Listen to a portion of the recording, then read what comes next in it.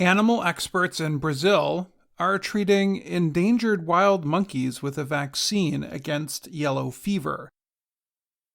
The disease is severely threatening the golden lion tamarin population. The little monkeys live in the rainforest of southeastern Brazil. They weigh about 1 kilogram.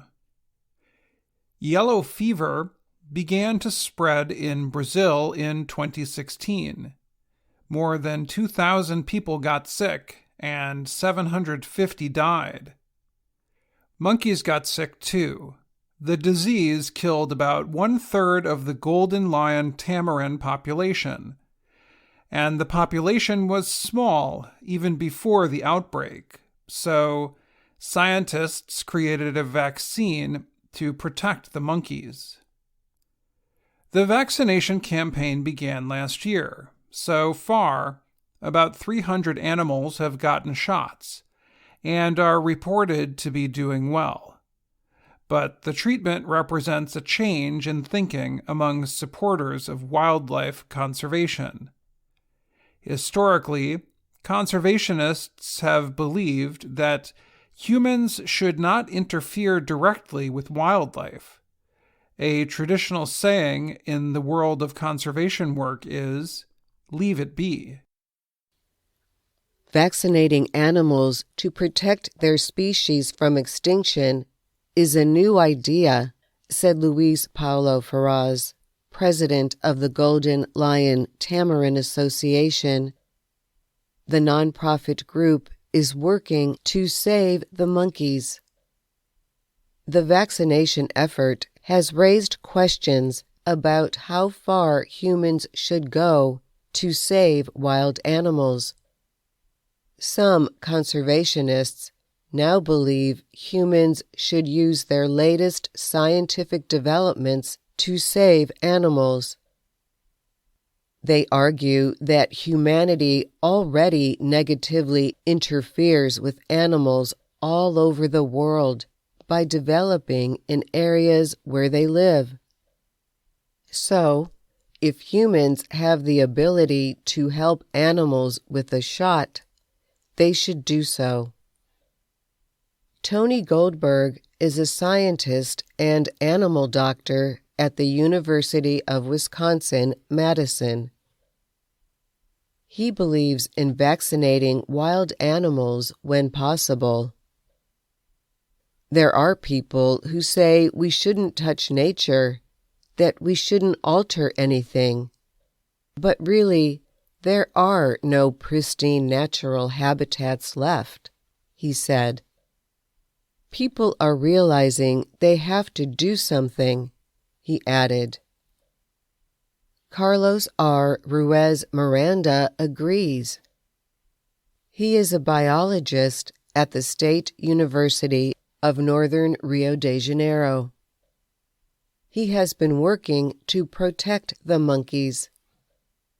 The scientist explained how human movement is mainly responsible for the fast and wide spread of yellow fever.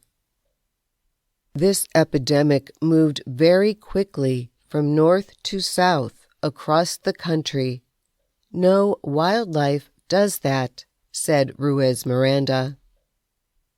It's people. They cross vast distances in buses, trains, planes.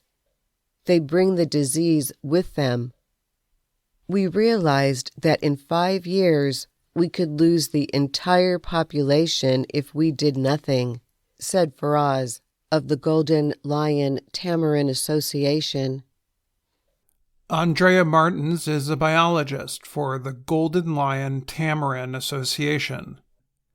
It was only because of her work that people knew how many monkeys died from the recent spread of yellow fever. The first monkey died in 2018, and then the total number of tamarins dropped to 2,500.